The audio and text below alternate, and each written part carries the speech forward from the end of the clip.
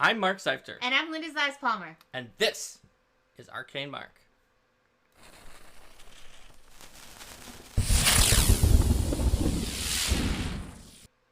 Welcome, everyone, to part 2 of Biased Reactions, Lost Omens Ancestry Guide. Last time we stopped at the Rat Folk. We gave our incredibly biased reactions of everything up to Rat Folk, but that didn't give us enough time to be biased about the remainder of the material in this book, and there's a lot to be biased about. I agree. Let's be biased about some more stuff. Let's be biased about some Tengu now. Alright, sounds good. So I'm going to go ahead and pop that up for It's everybody. the Tengu! It's the Tengu. Alright, so Tengu are, of course, a type of creature from Japanese mythology. They're a very Corvid-style ancestry. The original Tengu showed up in the Advanced Player's Guide, like a lot of the ancestries that you'll find in the section that we're in right now, which is the ancestries that or heritage that previously existed but are getting more expansions. And so here we have Tengu, which were written by James Case for Advanced Player's Guide and then expanded by Eleanor, one of the leads of the book herself, for Lost Omens Ancestry Guide. It's got all sorts of information about different types of ethnicities of Tengu. And when it comes to real world Tengu lore, you have it. The James and Eleanor both know a lot. That's true. That's true. Although only James was at a Tengu temple while writing the Tengu Ancestry. That is true. That is true. So you could see the Jinx Feather Tengu that are more common in the Shackles, the Kawa Tengu, who are kind of isolationists, the Konoha Tengu from the Forest of Spirits, the Kwanlai Tengu from, appropriately enough, Kwanlai, and the Taka Tengu from super high mountain peaks. That's why they've got the Taka for like high in their name. Plus new heritages, the Dogtooth Tengu, who have really vicious beak, the Wave Diver Tengu, who like to swim around, and all sorts of new feats for the Tengu that keep to the legends of Tengu, such as I really like the Tengu Feather Fan. The Feather Fan, yeah, that was a good one. Honestly, actually, that was written by James Case for the Advanced Player's Guide, but there wasn't enough space for all the fans in there. So they found a new home in Lost Omens Ancestry Guide, and they're really cool. You get all sorts of fans. You get some like weird additional sword mastery abilities. You can get a soaring form if you want to fly around with your Tengu. You can be a trickster Tengu and take a bird form or balefully polymorph someone. There's all sorts of different upgrades for Tengu of just various different types. Like, let's see, you could be a Jinx glutton and eat fortune more often because you're just like, fortune? That's something I just like to eat all the time. I really like the flavor of Trickster Tengu. You can transform yourself or the bodies of others to express your displeasure. Once per day, you can either cast Aerial Form or Baleful Polymorph, the 7th level Primal Innate spell. So the question is, does that mean you're also transforming yourself to express your displeasure? Or just like, this has ruffled my feathers. Giant Raven form! Well, I'm also imagining transforming into a form to assist you with mocking someone who has displeased you. Yeah, or intimidating or frightening them. You can wax your feathers to try to protect you against water. There's a lot of things for the Tengu to do here. And information about like Hei Feng and Tengu bottles. A lot of fun stuff. What's the deal with Tengu bottles? Tengu bottles? Well, the thing about Tengu bottles is that since they have a respect for storm deities, or at least they fear them, then one of their customs is that they kind of make a bottle, and that's going to be a decorated gourd or something like that, and they put offering in there and leave it on the ship. And if there's bad weather's coming, they throw it overboard as an offering to the storm deities or the sea deities. They often have fine alcohol, and that kind of comes from like the legend of, you know, like the rare Tengu liquor or something like that being a great treasure. So yeah, they offer up this alcohol to Hei Feng or Besmara or Both of them would be happy for Yeah, an offering of wouldn't alcohol. they? So yeah. So that fits with both the Japanese Tengu legends and with the legends of Hei Feng and Besmara. Thanks for gifting a sub, Elf. Yeah, thanks. Shall we move on to The tiefling? tieflings? Yes, let's. All right. So tieflings are another one of the versatile heritages that is from the Advanced Player's Guide.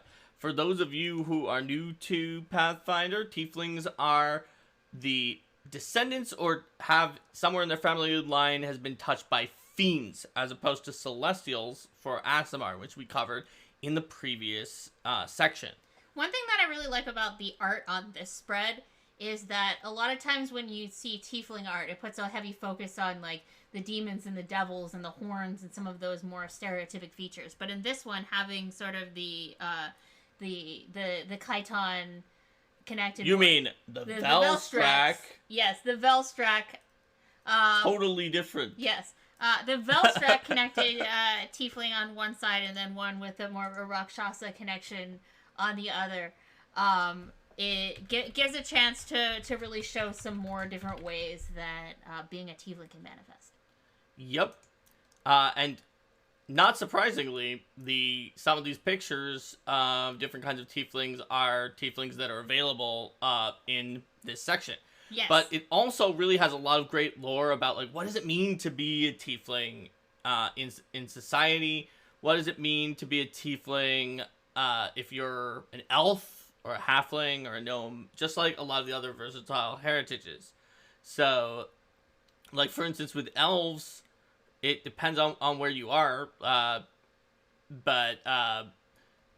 like some of them might be worried that you're related to the stuff going on with Tree Razor, but the Mualije elves of Garund would encourage tieflings to become demon hunters since you can't possibly become more corrupted than you already are. Well, there we go. There you have it.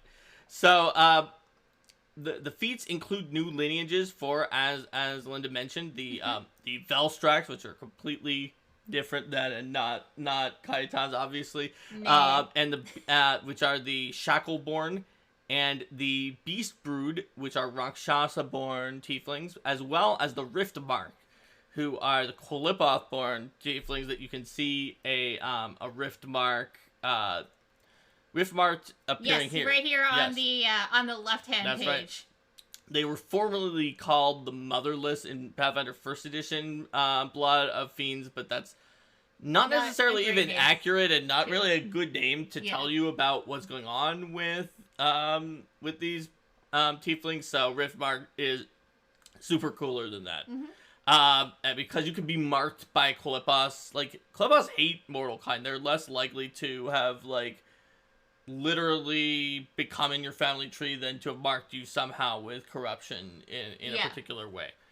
And there's all sorts of examples of things that could happen. For instance, being marked by those runestones, the Qolipoth runestones, or for a Velstrack, they could have been bequeathed by the Velstracks when they were like kind of doing their little thing where they stitch together flesh and souls into people, or maybe in Nidal, and that somehow got into your family bloodline. And Devil in Plain Sight is certainly useful for, particularly if you generally walking around looking like this Riftmark guy right here, and you don't want people to necessarily see you with snakes for hands and three red eyes. Yep, and it just completely removes all your fiendish traits.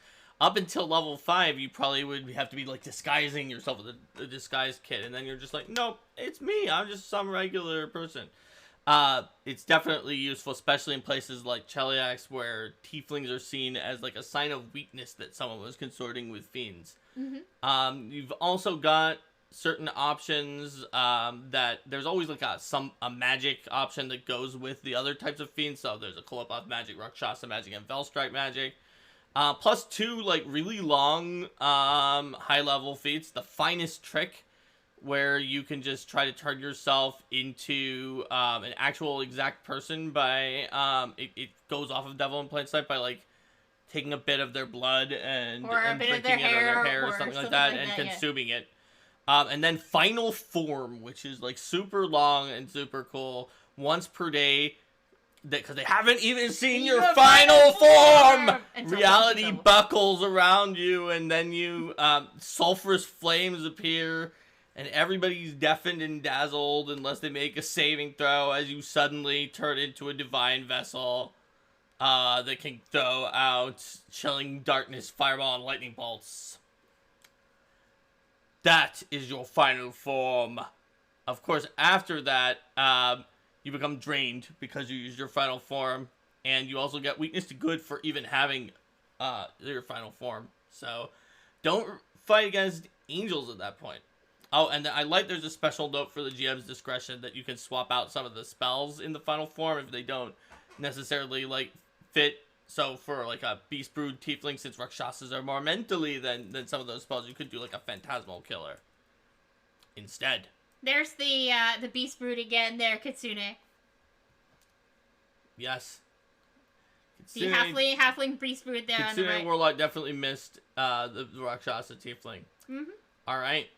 So, yeah, that's what we've got in terms of the Tieflings. It's pretty awesome. So that finishes off all of the old, and old isn't even that old. But yeah. The old Ancestries and Heritages. The ones that were not introduced in this book. Yes. Now it's time for the new Ancestries and Heritages. Yes. Which include rules for things like tiny PCs and writing on PCs in the overview. Yes. So that you know if your PC is tiny, how do you deal with that? Or if you're trying to write another PC, how does it work? From the organized play perspective, thank you for including that. Well, I mean, the Game Mastery Guide did already say if you try to write a sentient or sapient creature, or even that you're both down in action. But we reiterated it here. Just to make sure it was very clear, it's not a way to get way more action economy than having a minion. But just, I'll ride on the fighter and then get free movement. You wind up that you and the person you're riding on have the same action economy as, like, a druid who's riding on their animal companion horse. Which typically, the person you're riding on is not going to appreciate and makes it not a super powerful option, but it can be just a fun roleplay option. Yeah. That, while it might not be that strong for you to, like, gain massive advantages over people who don't do that, it can still be something amusing if you want to ride around on someone. So, yeah, new Ancestries. Let's take a look at what we've got here so that we can biasly react to it. Yes. Alright. So, androids. Rico says, I'm going to put extra rules in sidebars for my section. And I say, I don't want all the extra rules in sidebars for my section. I want to have real sidebars in my section. That's why we put it in the intro. Yep. Alright, so yeah, androids. So, unlike in Starfighter, where there's sort of a core species that are just all around for a lot of different sources, androids in Pathfinder are pretty cool and super duper rare because they only come from this one crashed spaceship. They crashed like a while ago from a place called Androtha, and these androids are just kind of coming out of android creating machines that are just like occasionally making more, and they're all from a common origin, which is a very interesting origin story.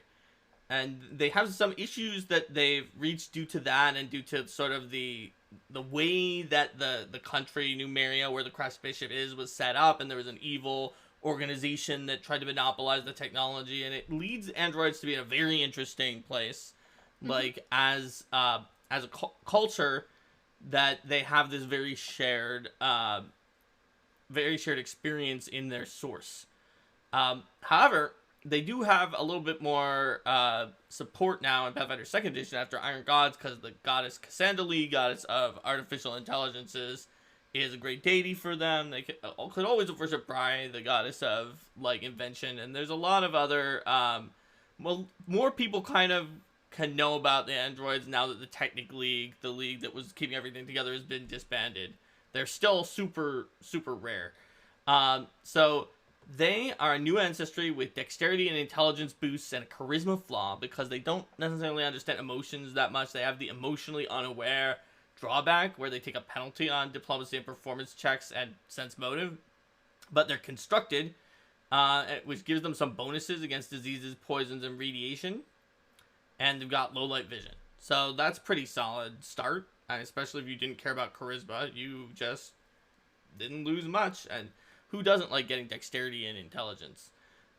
So it talks about some of the different groups of androids, including the ones who consider themselves fully Androphan and want to like find out more about Andropha. The Chasm androids who kind of went deep into the Darklands. The Many-Souled who kind of renew with different souls inside of the same android. The Sovereign who teamed up with the Black Sovereign when the technically was gone. And there's a whole bunch of heritages, but the way it works to be a heritage for an android is actually kind of cool, right? Because if your heritage for most ancestries is like, well, this is something that has sort of been passed down through the generations, is somewhat biological for the most part. Yeah, you know, my family's always lived in the icy Northlands. Right?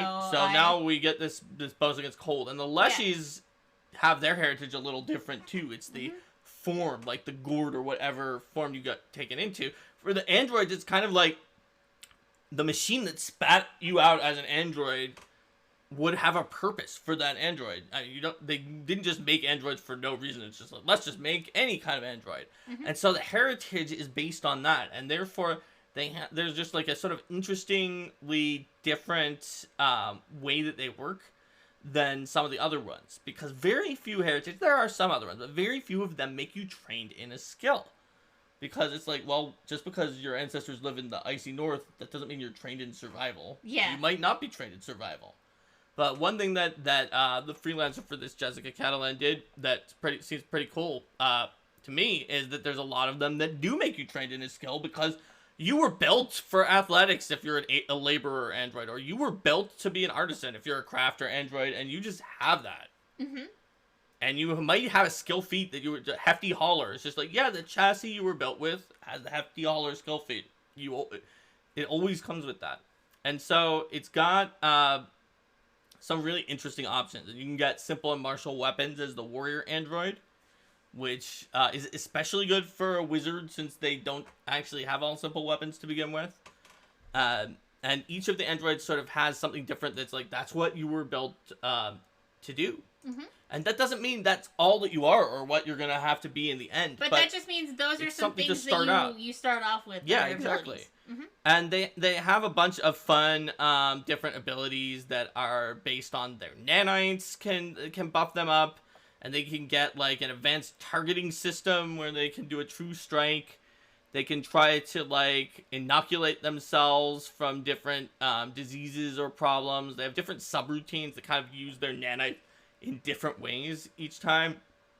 And the nanite shroud's pretty cool too. The one where they just come out and are concealing you because they're all the nanites. There's actually a lot of parallels between androids and axiomites, which we're going to see because axiomites are going to be pretty soon. Just even in the fact that they're both kind of a little bit machiney and have some similar abilities, but which could make it cool to be an Aphorite android too.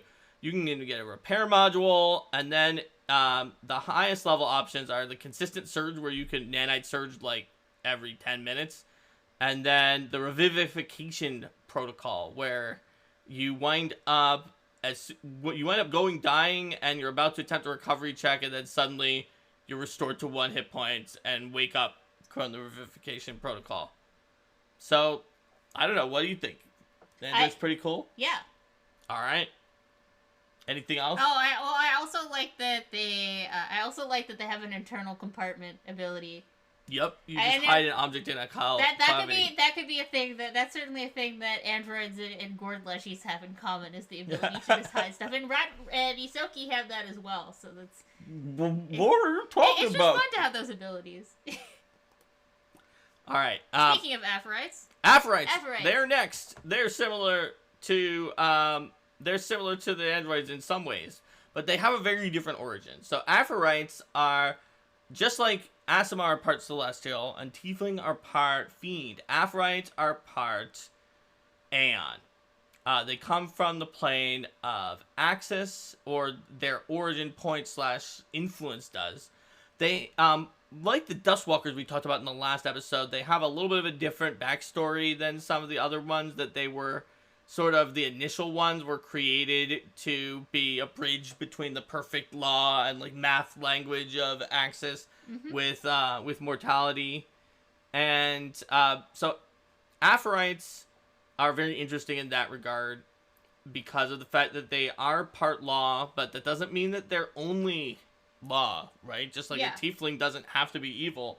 You could be a chaotic Aphorite, and there's going to be a part of you that just, like, your brain works in a way that moves towards order, but that doesn't mean that that's what you have to do. And there's some interesting things about, like, the rule of 3 among Aphorites and their customs that I thought was cool, where they have sayings like achieved by the 3 or spoken by the 3. They often work in groups of 3, or even live and love in groups of 3 because of, like, symbols of triangle being a strong shape, trinities, triads, and things like that. So there's also information about different Aphorites of all the different ancestries that you might see in the core rulebook.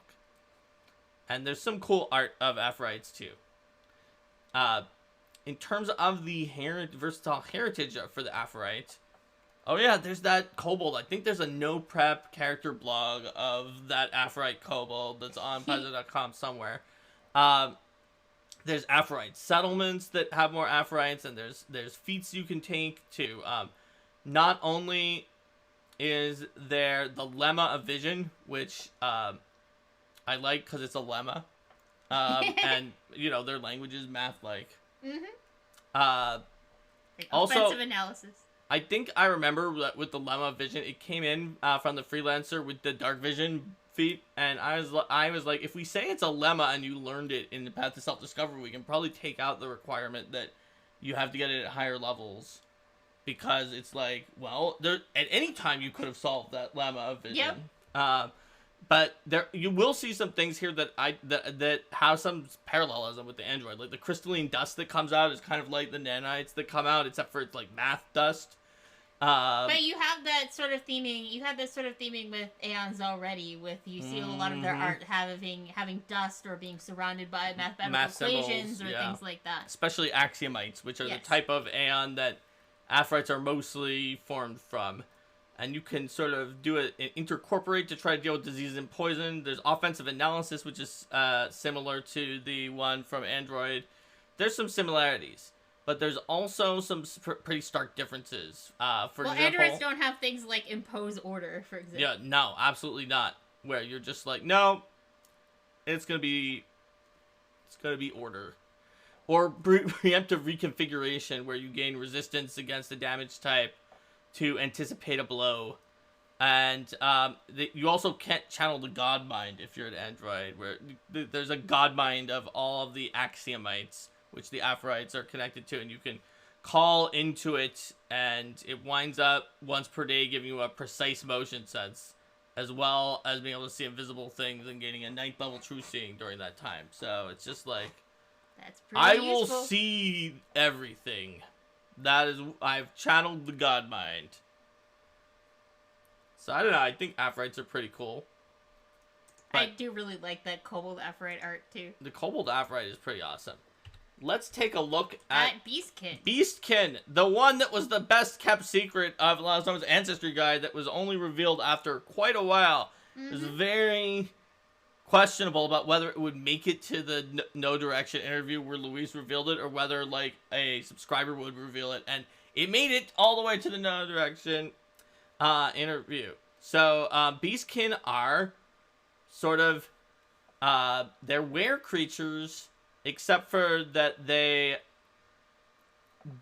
do not succumb to the curse, and they have less of a weakness to silver, more or less. So many other were creatures hold Beastkin in high regard, since they have many of their strengths without any of their weaknesses. And so if you want to play a were creature, and you want to do that for like pretty much any animal, you can play a Beastkin. And that's pretty great. So Luis, one of the other the other lead developer for the book, wrote these. So getting hands dirty writing these versatile heritages and ancestries. Beastkin has notes about their society, and then it's a rare heritage for humanoids only, where you pick any animal. And Louise made sure to include Tyrannosaurus and Wasp in the examples, so you knew that that includes dinosaurs and insects, because otherwise someone might be like, well, no, not dinosaurs or insects. But yes, dinosaurs and insects. Yeah, and the unarmed strike that you get is based on the features of the inherent animal. Yep. So you can turn into a shark and like bite them, or. But I do like how it is so flexible that you can pick any animal. Yep. And then you get change shape, where you just turn into a hybrid form that has that animal's features. And that's what you get when you pick being a beastkin. Then you can get feats to pick up senses that match with your creature, and the critter shape where you just turn into that creature. Change quickly when you roll initiative with quick change. You can animal shape for even more transformative power. Oh yeah, why not? Greater animal senses if your animal has like echolocation. Or tremor sense. You can get animal magic, a dire form where you just are large when you're in your hybrid shape. Gift of the moon, where you could just do these moon frenzies on people. And yeah, animal shape level 17 one is for a super strong Tyrannosaurus form or something like that, or animal swiftness, which is one of the few places where you could just increase your speed by 10 feet flat out. Which I heard that one of the other reaction reviewers was seeing that. I was very, very excited by the extra 10 feet of speed for an elven monk who was also. Oh my gosh. Yep, right? Like an elven monk needs 10 more feet of speed. And elven monk says, "Oh, I do in one move. I move as far as you do in 3." Mm-hmm. Oh, Luis is here. Luis is here. He has lots of ideas. And he has more ideas. I remember some of the ideas he had. They were good ideas. We can see what we can do. The tyranny of lack of space on pages. I know, right? I know. All right, moving on. Let's see something else that is great. It's fetchlings. So, what are fetchlings? Which are also known to some of themselves as the Kayal. Although not to all. That's sort of a thing that is actually really interesting about them. Something that just feels more real to me than some of the other ones, where we'll just be like, you know what, all or like it was, what was it, Uruxi. All Uruxi call themselves Uruxi, but they don't care if you call them lizard folk, because that's kind of just a thing they call themselves, but they go by Uruxi. It's like, okay. But in the real world, you would never get that kind of agreement. But with the fetchlings, you have groups of them who do not want to be called fetchlings and want to be called Kayal. We have other groups who are like, what's this, Kayal? Mm-hmm. No, that's not right. And that just feels more like how people just are. A real society where no one can quite agree, but everyone knows that they have something different. So the fetchlings are a cool uncommon ancestry that's connected to the shadow plane. So they've got all sorts of shadowy abilities. That doesn't mean they're evil. They have a lot of different alignments. They've got a dexterity ability boost with a free for their second boost, and dark vision. But also their dark vision is pretty cool. They can see in darkness and dim light just as well as they see in bright light. So fetchlings have a bunch of different groups. There's let's see.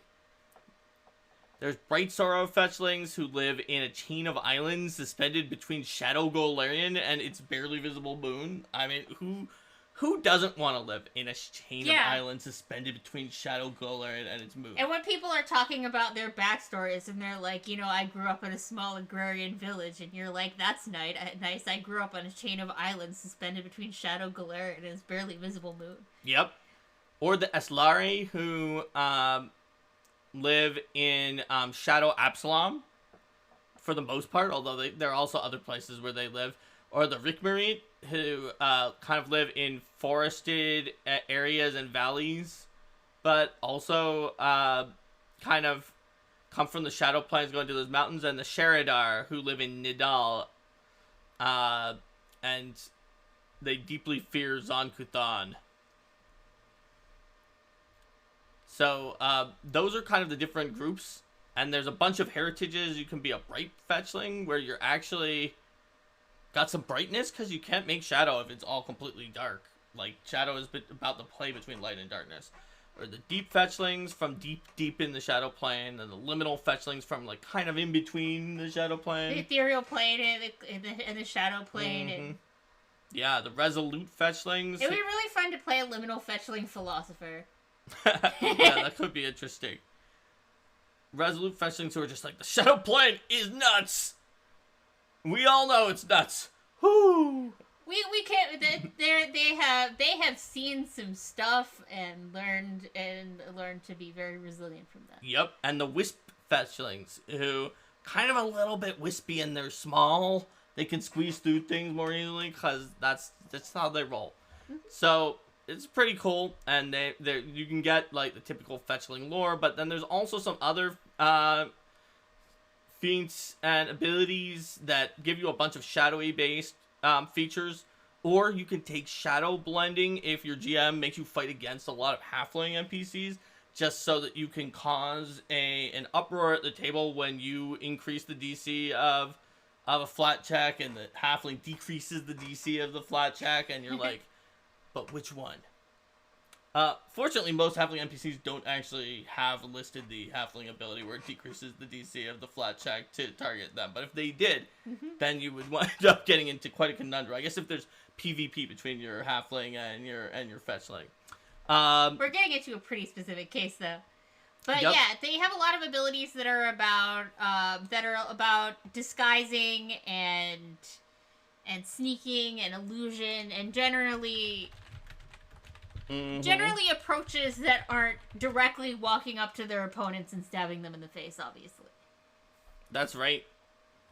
I like that they have Clever Shadow is certainly a fun one, where you just get your shadow to reach out and... Luis wants you all to know the secret of dark vision for fetchling. So you know how Dwarf says dark vision. You can see in darkness and dim light just as well as you can see in bright light, though your vision in darkness is in black and white. Fetchlings do not say, though your vision in darkness is in black and white. Mm-hmm. They just don't say that. Yep. They're the only ones in the game who has color dark vision. Woo! Secret! Mm-hmm. So they've got... that's pretty cool. That's just... You wouldn't notice because it's missing a thing that is in other things. You can just have your shadows that are messing around with stuff. You can... eventually your shadow can just kind of, like, hold on to objects for you. You can sculpt them around. Or you can get greater dark vision. Yep. That's handy, right? If you want to be able to see better in... see completely fine in high-level darkness spells. Plus, you can get Shadow's Assault, where you get, like, a giant Shadow Blast. You can get Skirt the Light and just go to the Shadow Plane. That's something they kind of had at high levels in Pathfinder 1st Edition, too. And then Pierce the Light, which is... Oh, wait, no. So Skirt the Light is where you Shadow Walk, and Pierce the Light is where you just flat out go to the Shadow Plane. Or like, I'm home on the Shadow Plane. And then there's information... there's the sidebar about the Kyle term, and the Widow, and is one of the Forsaken, which are like these demigods of the fetchlings that, like...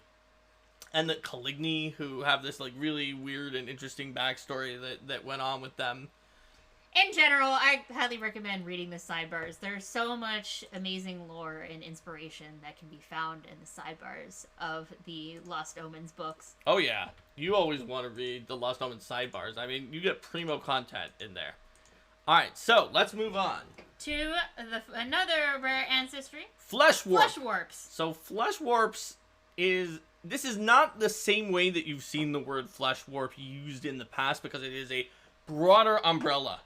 It includes not only traditional Flesh Warps that you would say, oh yeah, this is the bestiary entry for Flesh Warp. It's got a writer in there. But it also includes people whose flesh has been warped for other reasons than that. And it Yes. does talk about the fact that in the entry, there's like some scholars who are purists are like, well, we think that some of these flesh warps are not flesh warps by our definition of flesh warp.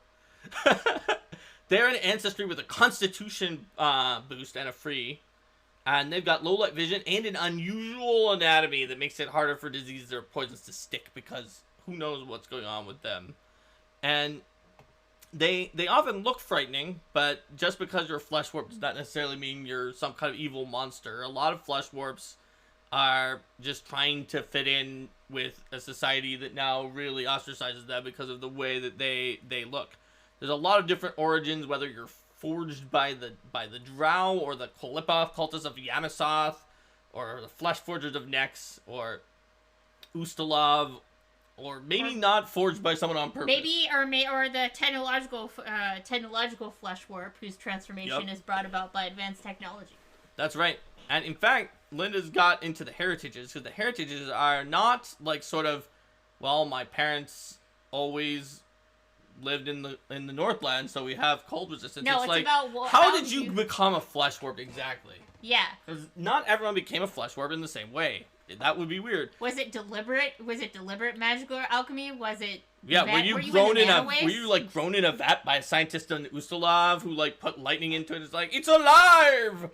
Yeah, were you mutated by the mana wastes and weird magical energies or radiation?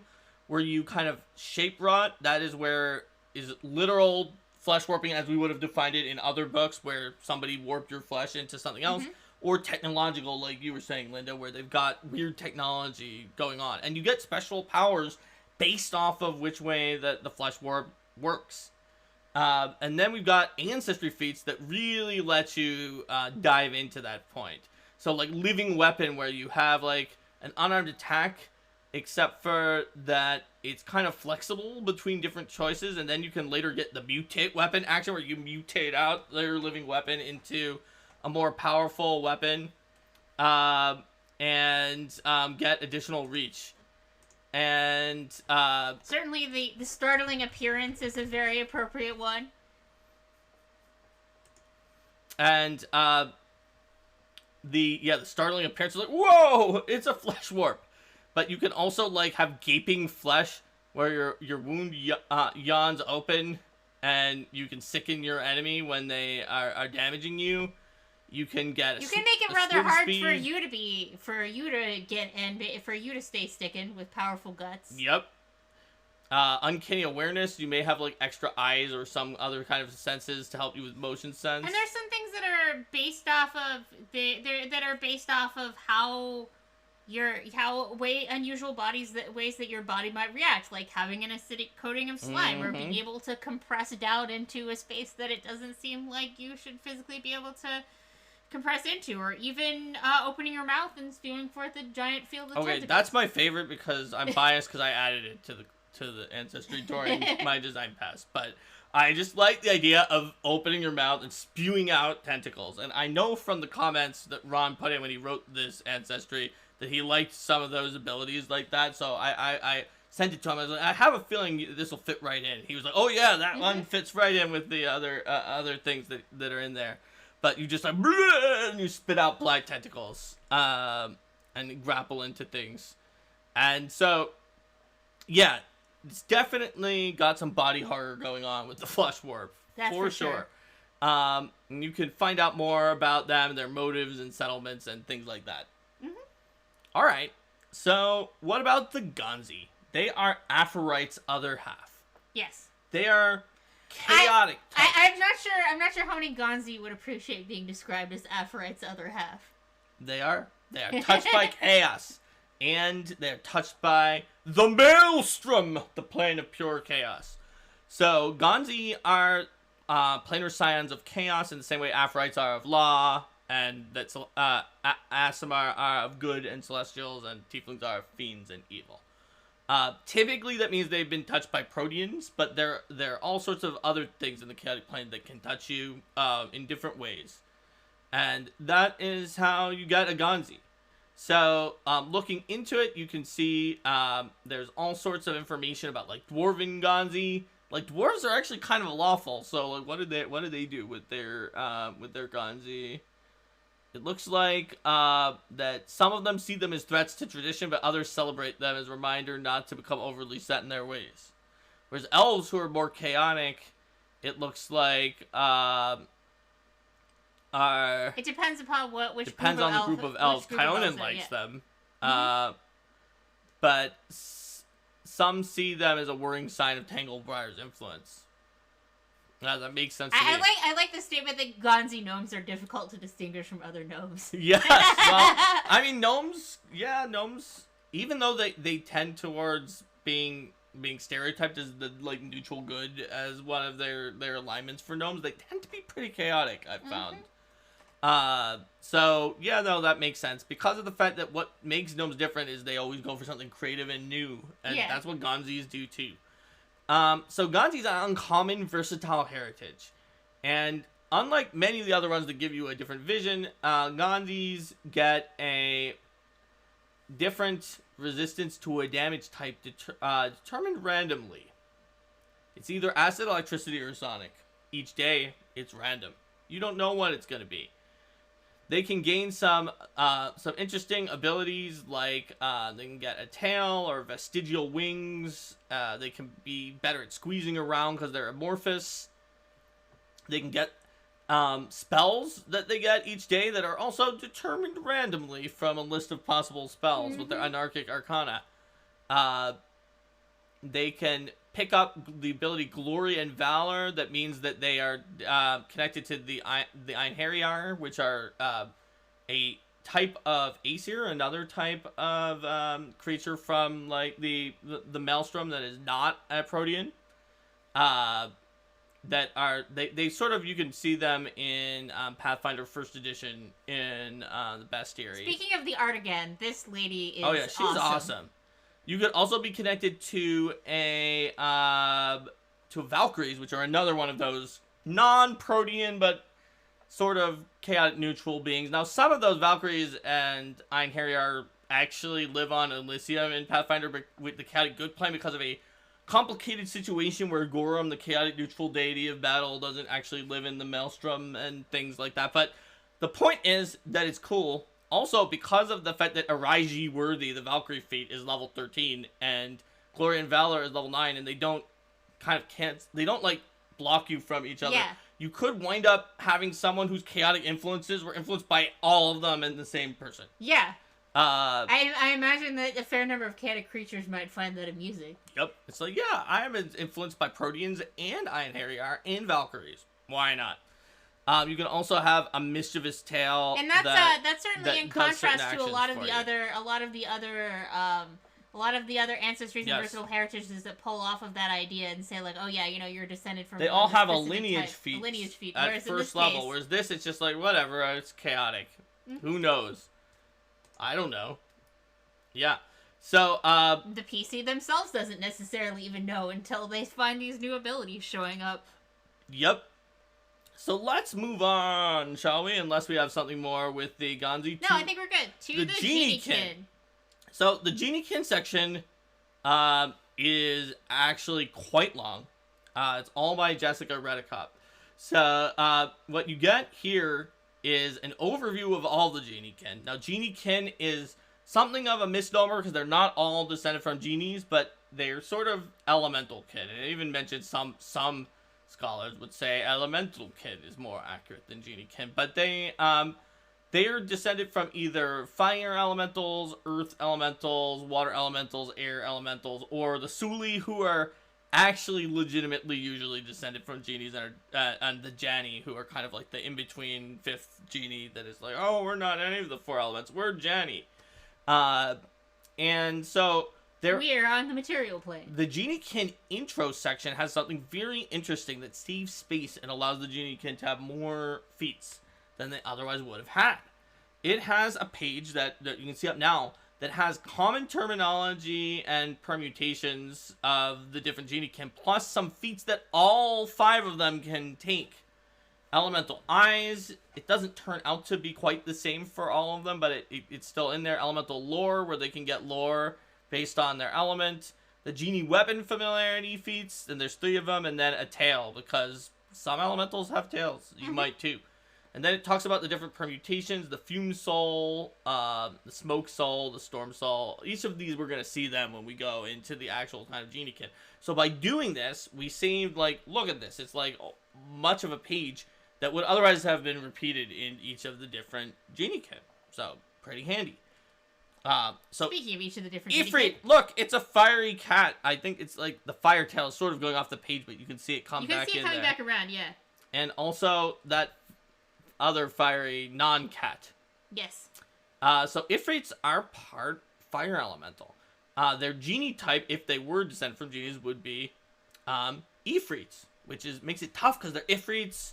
And so I pronounce it Ifrit versus Ifrit, but you can pronounce it however you want. You can pronounce them the same and just confuse everyone and be like, I'm an Ifrit, that's because I'm descended from an Ifrit. It's like, yeah, of course you are. Good job. Good job. Thank you so much. Thank you so much. I'm an elf and I am descended from elves.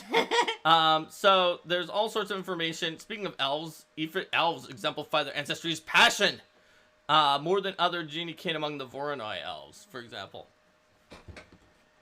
So what's the deal with Ifrit? So they also don't actually start with low light vision. They start with fire resistance, because if you're going to be on fire, you probably want to resist some fire. Yeah, for sure, for sure.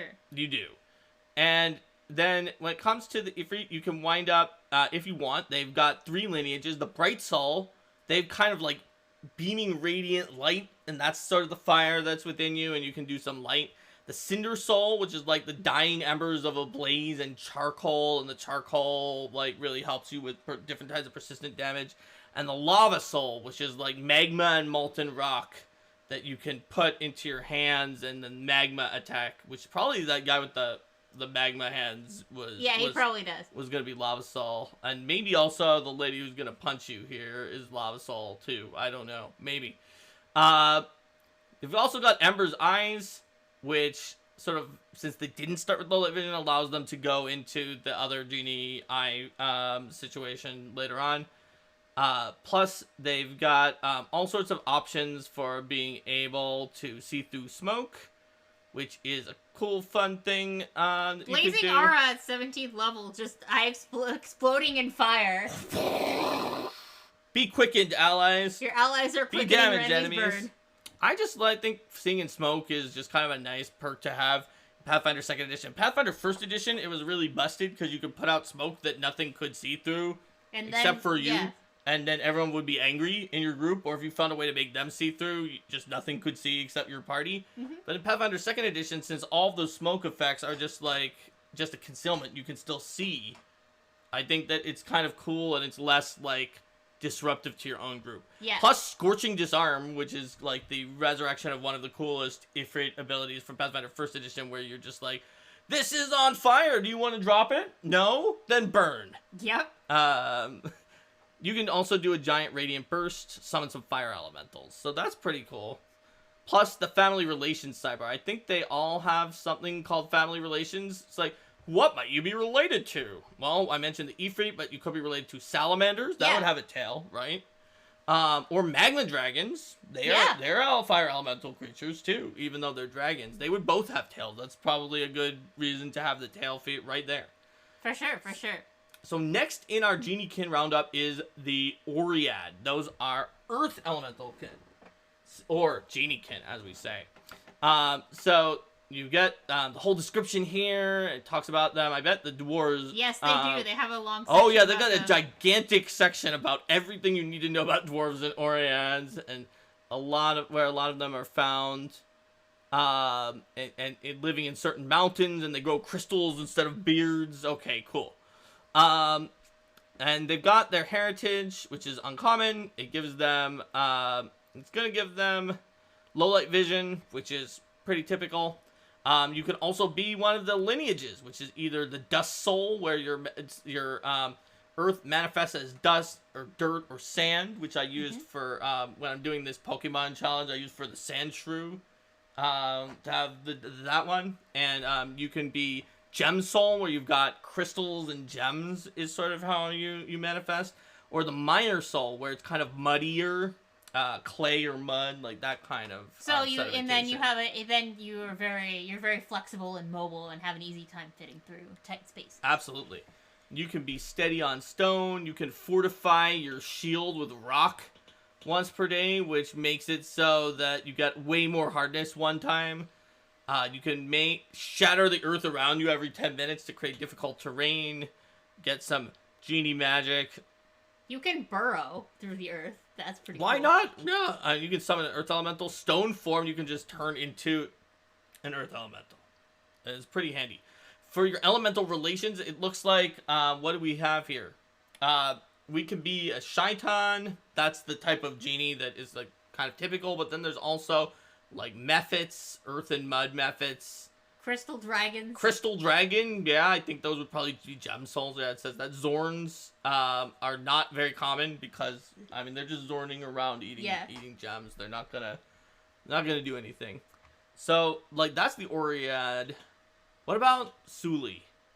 So Suli are the ones that we mentioned before are actually the most likely to definitely be genies, and they're not always related to genies, but they usually are related to the Janni, which are a group of genies that are not directly associated with one of the 4 elemental planes, but are sort of travelers that live on the material plane. Mm-hmm. So, Suli are pretty cool. As you can see, the art of them is pretty awesome as well. Yeah. And they tend to be pretty dynamic and dynamic and adaptable, and they tend to be very flexible and change, as you might expect based on the fact that they have a connection to all 4 of the. But they kind of look more mortal because Janni do too. So they sometimes don't even realize until like around puberty when they have their or actually they have a second puberty that happens in adulthood where they awaken their Suli powers, which is pretty interesting. And they also are prone to asymmetry because of the fact that they represent like this sort of in-between type of genie. So with the Suli Ancestry feat, there's an option to be dual born, and that's the one where you're not actually necessarily connected to a Janni, but you're actually connected to 2 of the other ones. So like Undine and Ifrit at the same time. And it gives you a 2 instead of 4 themed for some of your other elemental abilities. Which include the elemental assault once per day and a bunch of damage from one of several different types of damage. It can be very useful to add electricity or fire or cold or bludgeoning. If the enemy is weak to those, you're going to add a ton of damage. You can also gain some special abilities based on that are connected to Janni, like Janni Magic and Hospitality to get some of their spells, the innate spells that they have. You can be the Sulijan to be good at survival for when you're wandering about the world. Yep. You can have Tetra Elemental Assault, where it just cycles through all 4 of your elements, and then Continuous Assault, where you use it every hour instead of once per day. Plus Elemental Bulwark, an improved Elemental Bulwark that can allow you to protect yourself against different types of damage, and that doesn't have a limit on Elemental Bulwark. It's just a reaction. Oh, you hit me with elemental damage? Yeah, I take 5 less, or 10 less if I took improved. Plus Suli Amir, where we can do read omens and 4th level invisibility, plus detect magic at will. So you've got a lot of options to be similar to Jan or the Janni and Janni Amirs. Or would it be Jan Amirs, because Janni is the... Yeah. Okay. Cool. What about Sylph? So, Sylph are the last... oh, no, they're not, because Undine are the last. Yes, Undine are the last. Sylph are air, are related to air. You can see that awesome Sylph riding around on a whirlwind and a lightning Sylph with glasses that are kind of lightning spilling out of it there. So, Sylphs are pretty cool.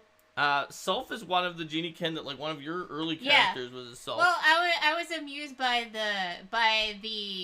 sort of the free spiritedness of them, and also that they don't really take themselves too seriously. They might be more likely to play pranks or tricks, or observe and be curious observers of things that are going on. Look at the art of this sylph on page 114. Oh, yeah, Yeah. that is cool. So there's 3 kinds of lineages. The fume soul is like, the air in me is a toxic miasma of poison. That could be this one, but I think this one is smoke soul, where you're connected to smoke and haze. And then storm soul is connected to lightning, and thunder. So you can be swift and go at extra speed. You can be more electric. You can see through clouds. You can grow wings of air and then just eternal wings all the time. Turn into a air elemental, summon air elementals, get inner breath inside of your body.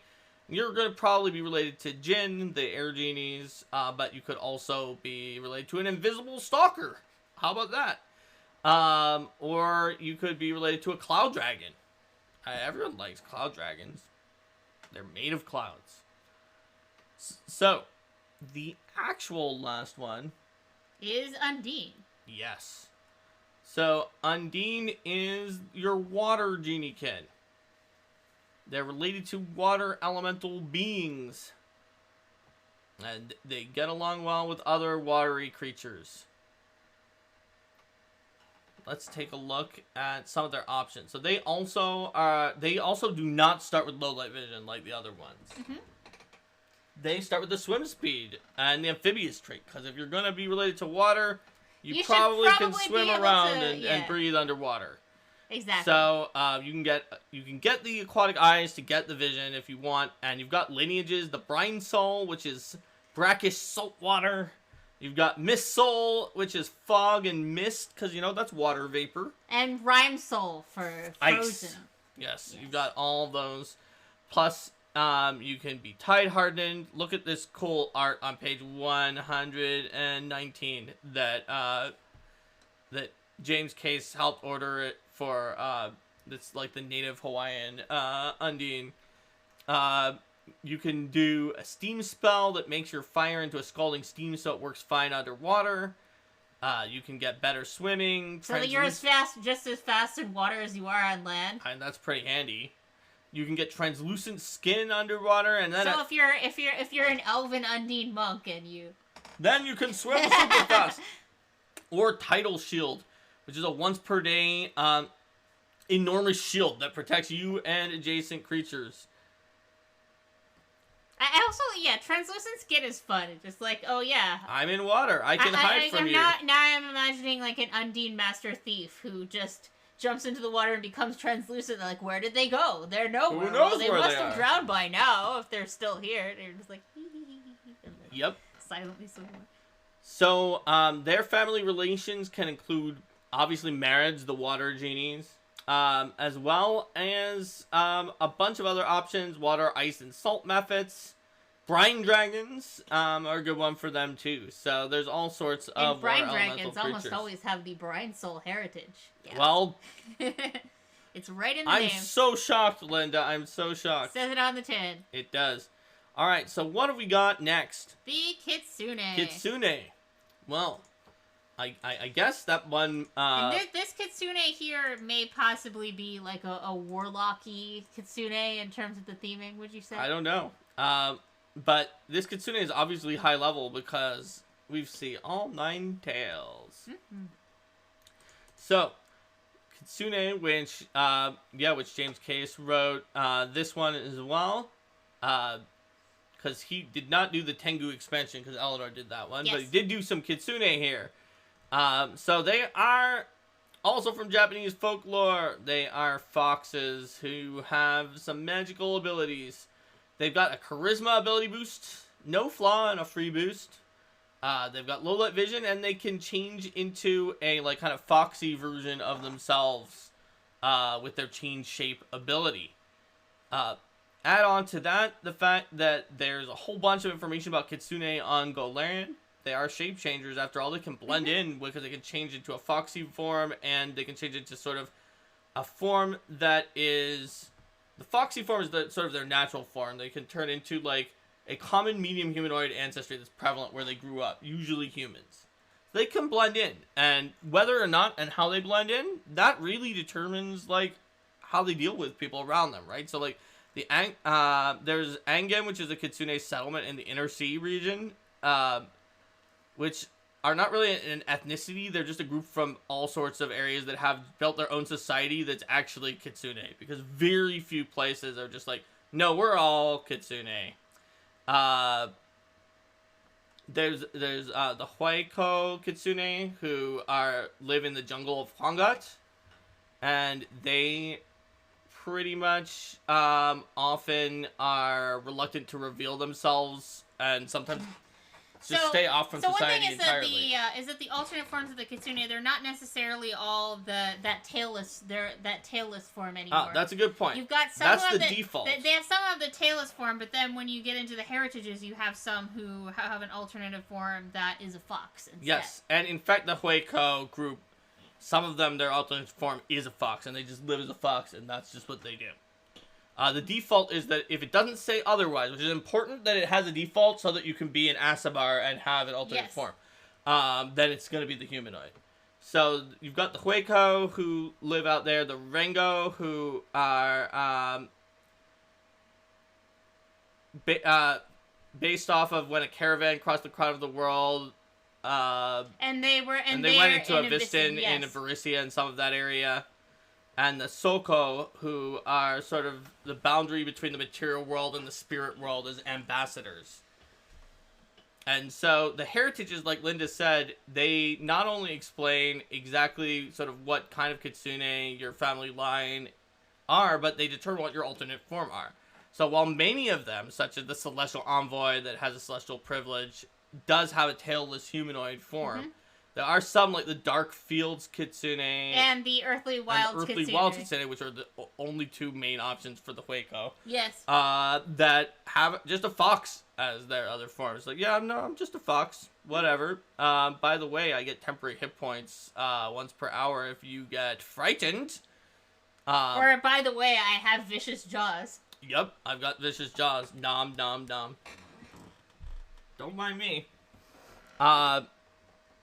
So there's a bunch of other options. The Empty Sky Kitsune are so good at magic, they get their spell familiarity and ancestry feat for free. Frozen Wind are that. We lived in the frozen area ones that we talked about as an example so many times. Yes. So then there's all sorts of it's an example for a reason. Feats and options that are based off of actual Kitsune folklore. Not only like the famous Foxfire where they can do fire stuff, but the Star Orb, really lesser known piece of Kitsune folklore where they have like these orbs that can sometimes just kill you. And there's a Killing Stone upgrade where it just shoots out a cloud kill out of your Star Orb. You can get a rampaging form where you just turn into a giant fox that's on fire. You can do fox tricks and have more Kitsune spells, and there's a little bit that tells you that your tails are based on, if you want, you can grow more tails based on your highest level spells or how many Kitsune feats you have. Yes. So there's just a lot of options. I like Fox Trick too. The one you always have time for jokes and pranks. You can use a free action to create a diversion, conceal an object, or hide. Who doesn't always have time for jokes and pranks, Linda? I know I do. Mm-hmm. Boop. Alright. So, anything else on Kitsune? I know what you want to talk about now. Oh, who cares about these ancestry? No, come on, they're cute. You gotta talk about Okay, sprites. So, I wrote this one. The Sprite! Alright, so sprites are a rare ancestry. The wingless sprites are a type of sprite that only sort of started coming into being when certain sprites moved from the first world of the Fae into the material plane, and then sort of some of the descendants of them born on the material plane just didn't have any wings. And at first, they're like, uh-oh, are they missing something? Is this bad? Are they going to turn out like gnomes and just have a problem? But they didn't, because the wingless sprites actually turned out to have a destiny that allowed them to become sprite heroes, some of the most powerful sprites around. And they could eventually grow ridiculously awesome wings that were better than everyone else's wings, potentially, as well. So if you're playing a sprite, you're one of these wingless sprites that has a greater destiny. And that's pretty cool. You're actually tiny. Dexterity and intelligence boost, strength flaw. Yeah, which mental ability score to put up for sprites is pretty hard because some of them have a lot of different bonuses and penalties, and like the Firefly sprite, the ones that aren't wingless, do have a pretty low int. But Dex and Charisma with a strength flaw is like so stereotypical, and so many things have that already. Yeah. So if you're wingless, you can have the Dex int with the strength flaw. It'll be fine. I won't tell anyone. You also have low light vision, and all your strikes are magical. You may have noticed in the bestiary, even the level -1 sprites, all their strikes are magical. Mm-hmm. So are yours. You're a sprite. Why not? So sprites are a family of fae, if you look in the bestiary, that include the sort of firefly or common sprites. They include pixies. They include pixies, which are a little bigger and very, very trickstery, and have their special arrows. And they include grigs, which have the cricket body, and they play music, and they love art and music. But here, there are also some new sprites, and all of these sprites are not even are they just heritages. They're actually considered to be a different type of creature by many scholars, although many sprites kind of laugh at scholars who are like, oh no, it's completely different. There's no similarity. Mm-hmm. So this includes the Draxi. So Draxis have descended from, supposedly, in Conte de Fey folklore, one really powerful fairy dragon named Elucridasa. And so in the first world, when you die, you just come back to life. But you might like split up and come back to life as multiple things, or come back to life together with something else. That's just something that happens there.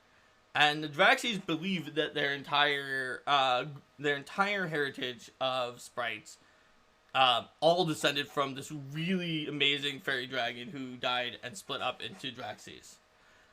Then you've got the Firefly sprites, the basic sprites, Griggs and Pixies, like I mentioned, but also Melixies, which are sort of insect sprites. Bee is kind of your stereotypical, but they could have any kind of insect connection that you want. And they've got a kind of interesting personality where they're very industrious like bees and ants, and they'll just work hard even on repetitive tasks that most sprites are like, I'm never going to do that. Mm-hmm. But then they'll like binge on sweets and eventually like crash from the sugar high. So they have a very interesting, and they love dancing. Then there's Nycteras, which are bat sprites. So Nycteras are very gentle, and they're very sharing, and they like to offer hospitality to anyone, but they get very, very angry if you dare to like break their hospitality and betray them. But if you don't, then even if you're like a major enemy of a Nyctera, then you could potentially find like a reprieve from battle by being like, wait, I invoke hospitality.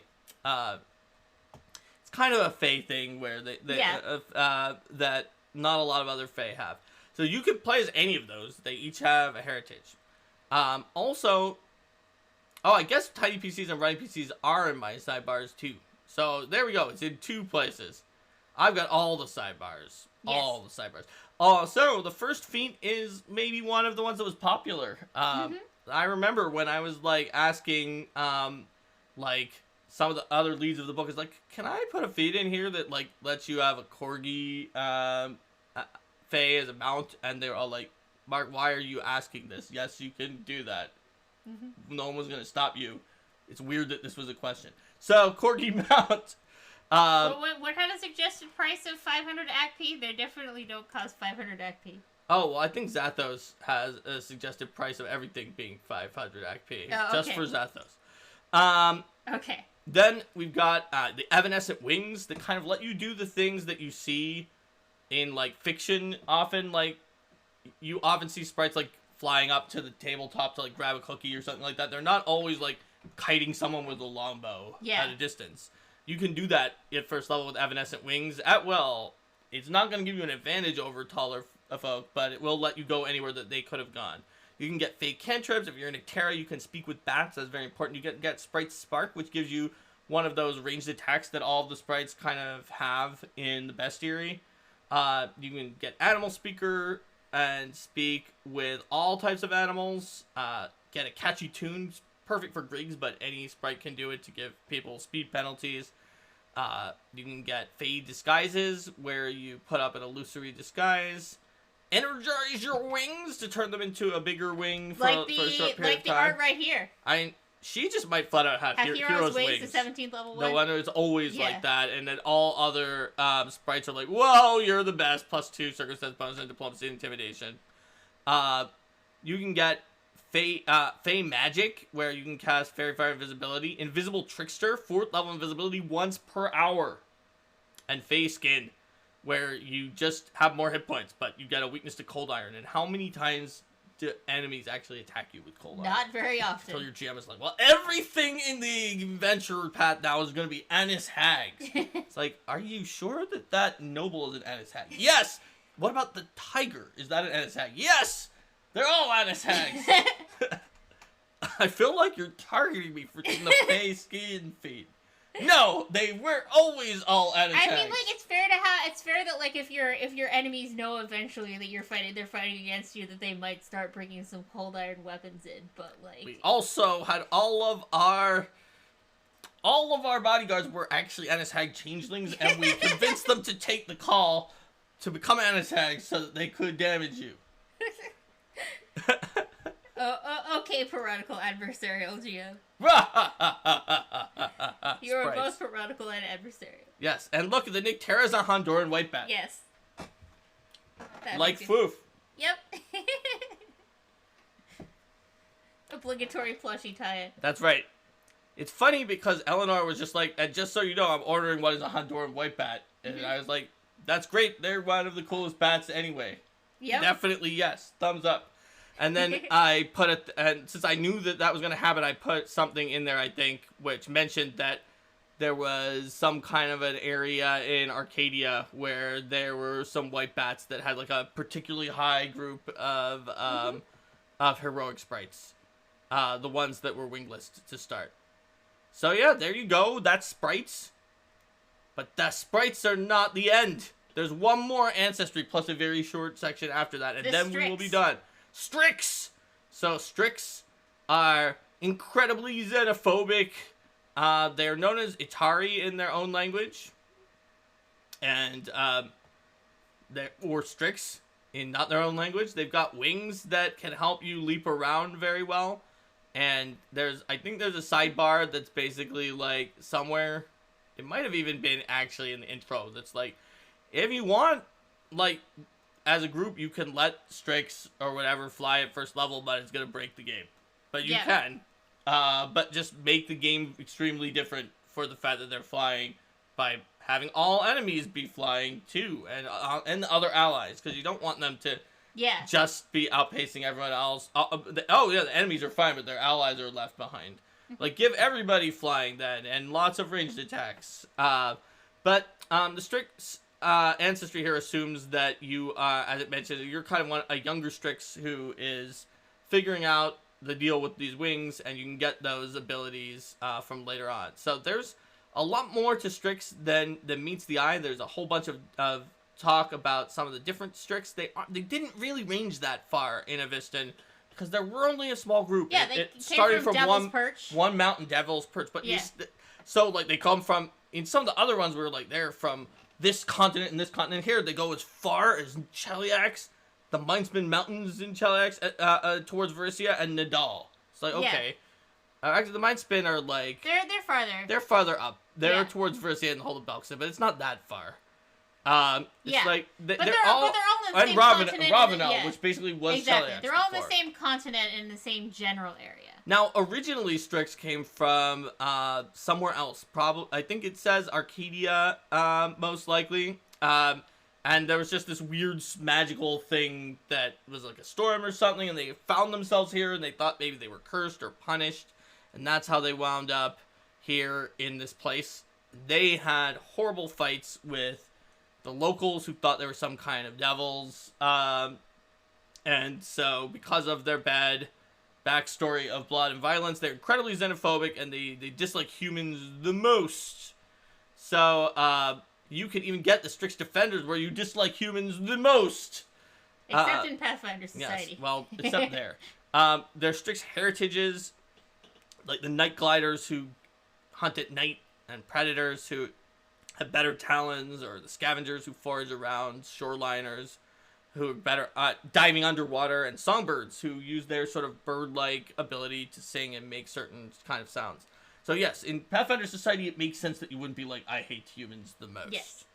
But there's still lots of other options, like being able to do a nestling fall where you won't take any damage from falling, or croon out stories to people, get fledgling flight where you can fly around for a little bit, a feathered cloak where you use your wings as sort of a cloak. Oh, I don't have wings, it's just this feathery cloak.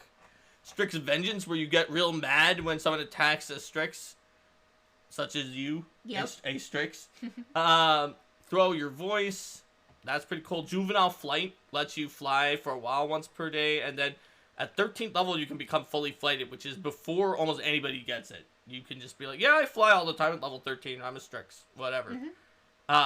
Or you, instead of that, you can turn into a giant primeval Strix for once per day and have a giant battle form. Plus Wing Step, where you can do a step twice, and Rokoan Arts, where you can get some magic, because the Rokoa are a type of Strix that are sort of like The spirit. they're They're like their leaders. leaders. They're Yeah. spiritual leaders. And so you're on the path to become. It talks the about them in the spiritual leader. sidebar on It this sure very does. thing. It's on the same page. Yeah.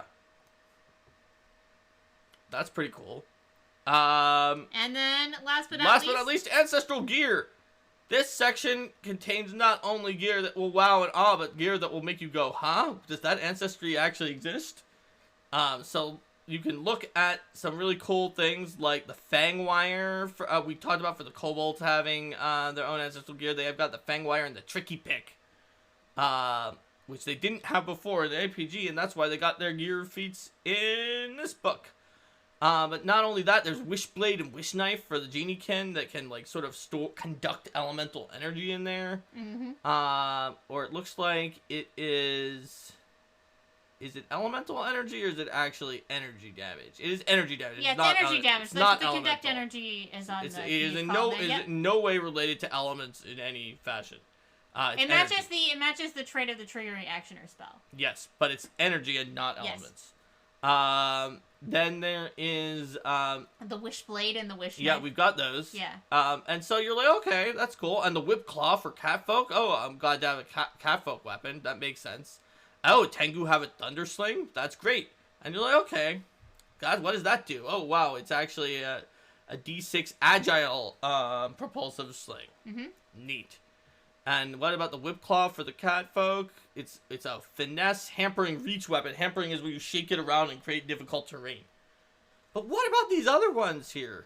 We've got, what do we got? We've got 3 Gripply weapons. We've got 2,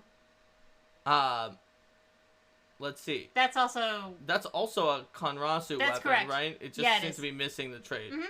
We've got 2 Konrasu weapons. What about that? Well, find out on the next exciting episode of, or not really the next episode, but the episode of Biased Reactions Malungi Expanse, because these ancestries are not out yet. And they just had a build-up in here because it turns out that Luis knew that they were coming out somehow. How did he know? He just knows.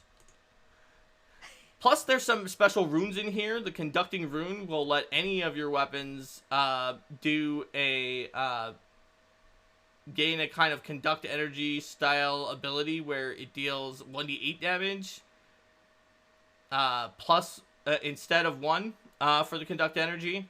And then Soaring Rune, where you can become able to fly even faster than normal and get Feather Fall basically anytime anything anywhere near you falls. And that's a wrap. That's our reactions to Lost Omens Ancestry Guide.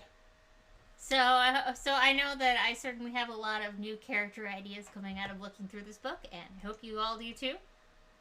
What is one of your new character ideas, Linda? Well, I mentioned some of them going through. Oh, yeah. Which ones? It was the, like the Philosopher Liminal Fetchling. Oh, yeah. I remember that now. Linda has some real character ideas. All right. So let's say goodbye to YouTube Yeah, and then let's. do our closing. Bye, YouTube. Bye.